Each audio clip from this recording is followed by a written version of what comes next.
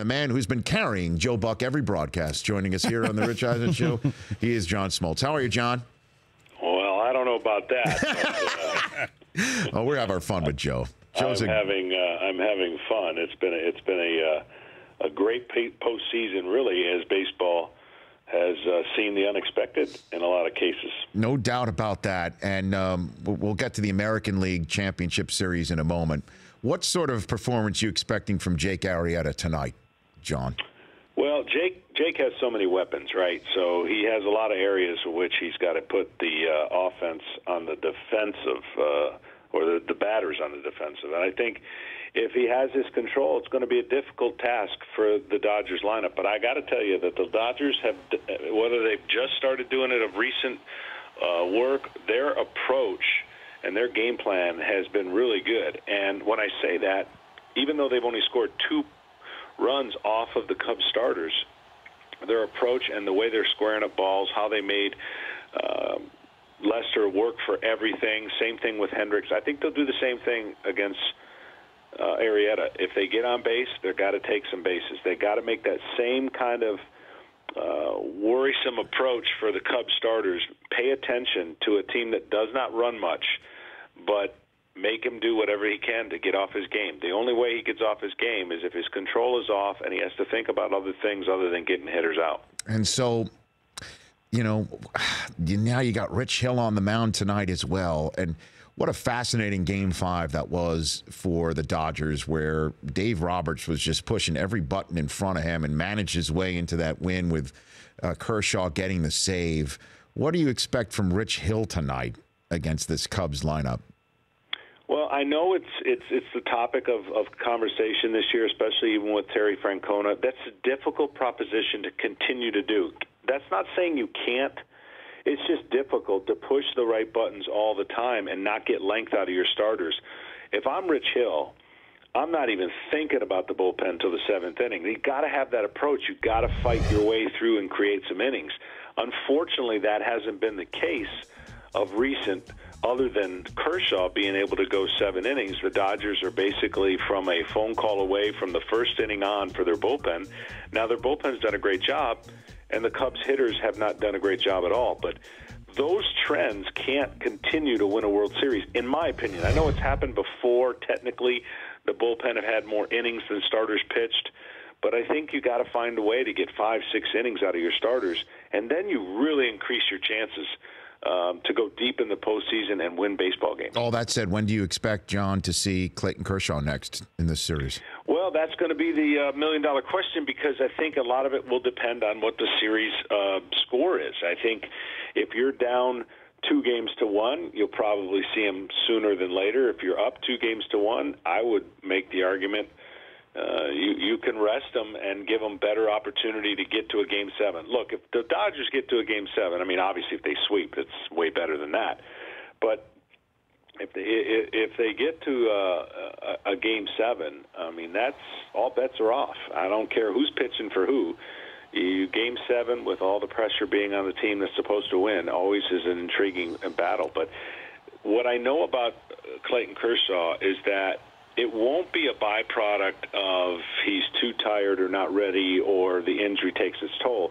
He'll actually be fresher. It's just you won't get the full complement of an 8 or 9 inning guy. You're just going to get more of what we've seen lately, 6 and 7, and then the bullpen takes it from there. Yeah, I think it's safe to say he's the one guy that Cubs fans are concerned about the most. Who from Chicago do you think needs to step up that we have not seen perform in the manner that they did in the monster regular season for the Cubs, John? Well, you know what's interesting? Over 162 games, the formula of attacking the Cubs is totally different. You're facing 5 pitchers on average. Obviously, you're not facing the number 1s and 2s all the time.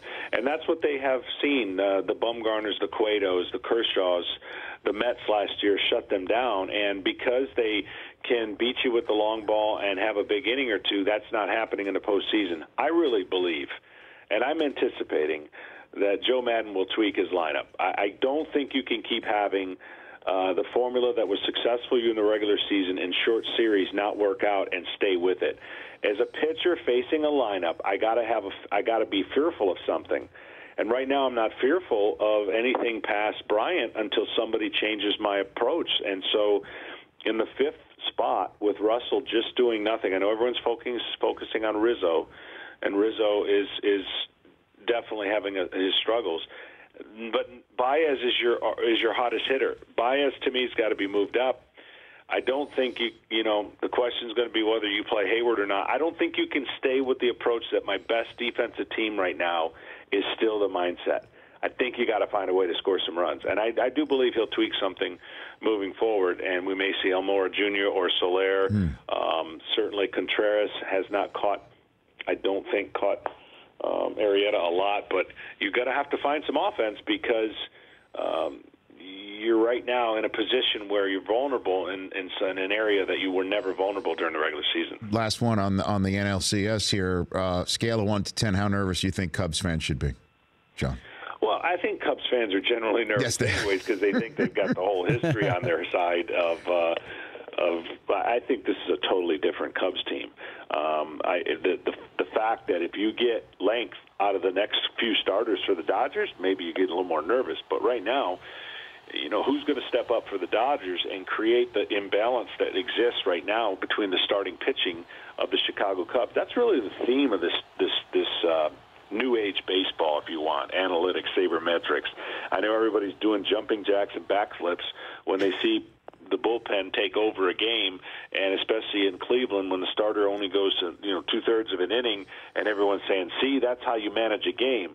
Well, not so fast. I still think that the Cubs' depth in their rotation trumps the depth of the Dodgers. That doesn't mean they win the series. I'm just telling you what the depth of that rotation allowed them to be the best team in baseball. And credit the Dodgers finding every resource to get them to this point and continue to fight. And that's just a byproduct of their manager. If you get to know him and be around him, it's nothing fake about him. He is generally the leader of this club that is upbeat and has a great mindset that he's instilled in his team. A few minutes left with John Smoltz, first ballot Hall of Famer here on the Rich Eisen Show. And in your 21 years of experience, John, of been there, done that, 21 years of your career, how often were you tinkering with drones before a playoff start, John? Well, it really wasn't. It really wasn't the drones back then. It was that big pouch, a portable phone. Like from Wall Street, like Wall Street. I still got the old BMW phone in my car. So technology for me really wasn't in existence. I didn't really know what to do with a computer, although I did carry around a briefcase to look good. Okay. And to hold all my contacts for golf. That's really what I was trying to do. Well, did you ever, was there like a stray, I guess, a stray wire coming out of that sack or whatever you were toting around? I mean, because this is one of the most ridiculous things I've ever heard of. Yeah, this happened. It's interesting. Before this whole thing starts, and accidents do happen, right? But that kind of accident definitely doesn't seem right at this time of the year.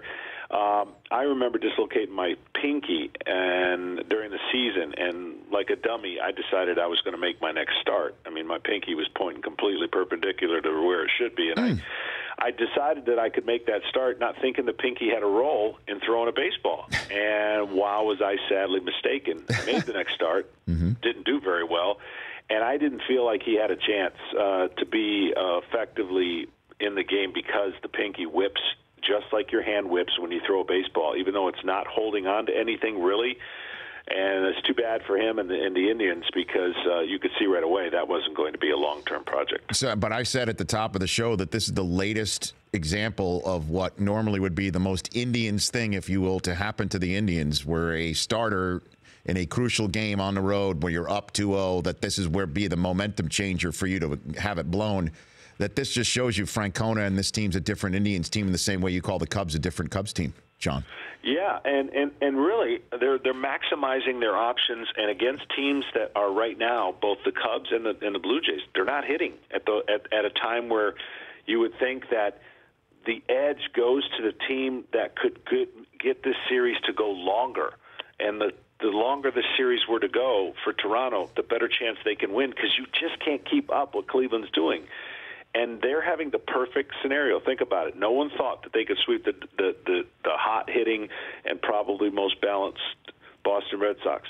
Well, they did it, and they won every game, so they didn't have to go to their resources late. Right now, they're a win away from resting and having a formula set up for the World Series that I don't think any expert thought potentially could happen this quick, and without their starters being in a position where they could do what they did in the regular season. That's dominate with their starting pitching. And you could also speak to this too, John. How special is what Andrew Miller's doing right now for the Indians? Well, it's fantastic, and everyone knew kind of when he was with the Yankees, just the evolution of what the Yankees were building. This guy could be a closer. He could do whatever he wants. His ability to throw strikes now with 2 pitches gives him such an unfair advantage because the arm length and the stride, it's just hard to pick up.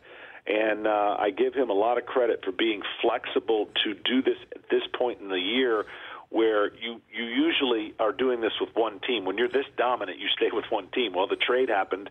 Everybody saw that Cleveland flexed their muscles, gave up a lot, and it's certainly paying off with the utilization of when and how. And the team on the other side, by the way, is going, if we don't have the lead by the 6th, that's a tough thing for us, and right now it changes the game format on how you're approaching the Cleveland Indians. Yeah, I mean, if the Indians play the Cubs, you have both closers. The Yankees traded away at the deadline in the same World Series with Francona and Epstein. So you got a Yankee Red Sox layover to this whole World Series of 2 teams trying to break long curses. It's really a storyline that I'm sure the Dodgers would love to ruin tonight on FS1. I'm here with John Smoltz. Before I let you go, John, have you been catching up on any of your Big Ten football lately?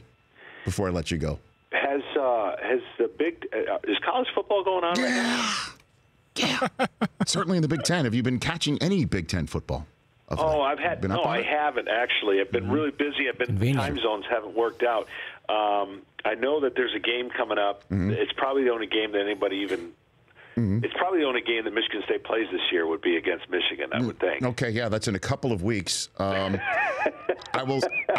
It's not going very well, to say the least. And we knew this train was coming. Okay. And congratulations. No. Look, the game has to be played. I already concede. No, don't do that. Don't do that. But just know this, that after that game, I will send my regards via drone. Okay, John? I've talked to my friend Trevor. Listen, I'm just glad. I mean, Jay Feely, who I've gotten to know, I haven't heard his voice for 6 years. I seriously thought he had the phone issues, and it's every chance I hear his voice a lot. It's good the voices are coming back. Yeah. I want a really good rivalry again, and it looks like that's what's going to happen. I'll see you in a couple of weeks, but I'll check you out tonight, as always, John. Thanks for the call. You got it. That's John Smoltz, Baseball Hall of Famer, Michigan State honk, right here on The Rich Eisen Show. The Rich Eisen Show, weekdays at noon Eastern on Audience.